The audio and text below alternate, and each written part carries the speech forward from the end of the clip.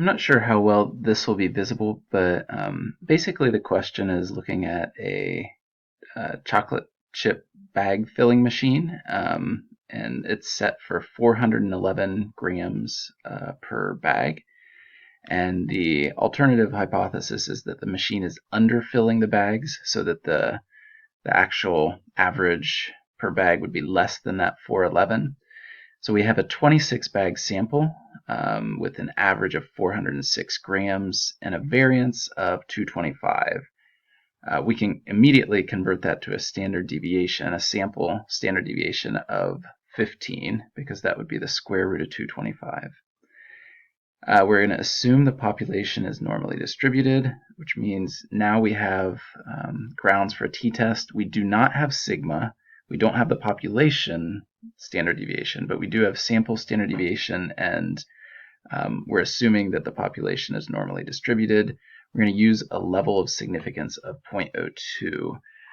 So I'm going to shift over to some calculations here.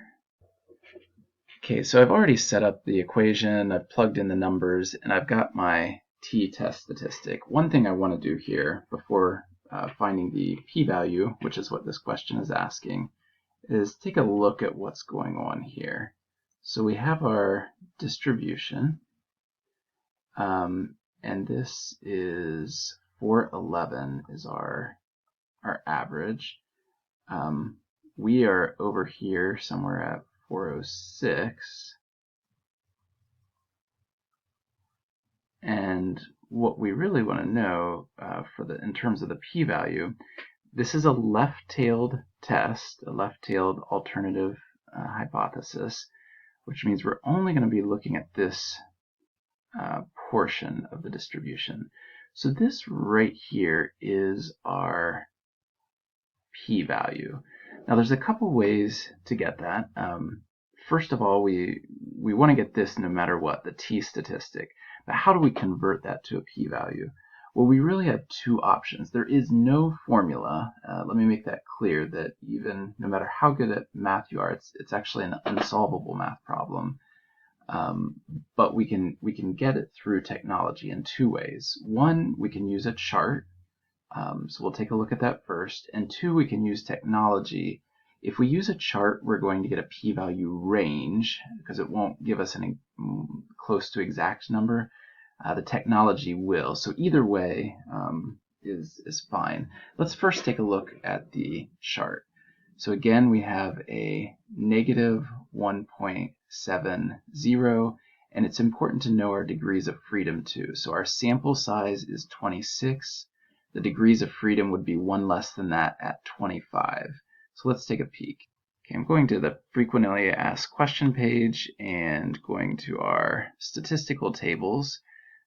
We want to get the critical values of t, which is D right here. Okay, keeping in mind we have 25 degrees of freedom, so we are at this row right here. The question is, where do we go here?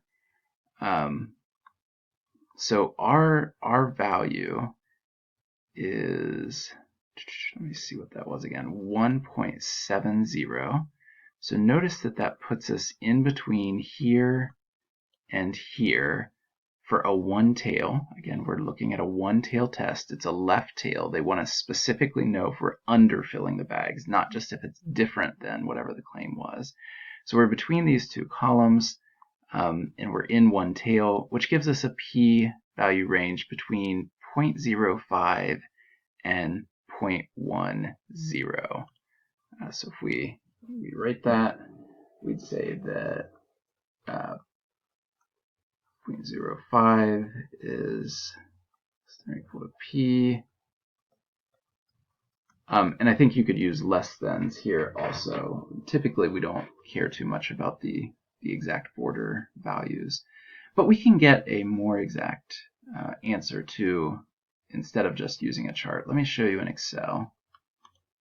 Okay, so I'm going to put equal sign for a formula, t.dist. I want a t distribution here. My x value is that t statistic, so in this case it was negative 1.70, comma, degrees of freedom, and notice I have these little Q's right below, but my degrees of freedom here was 25. And then it's asking me if I want a cumulative distribution function, which gives me the area to the left of that t statistic, which is exactly what I want. So I'm going to put true. And notice it gives me a p-value of 0.0508.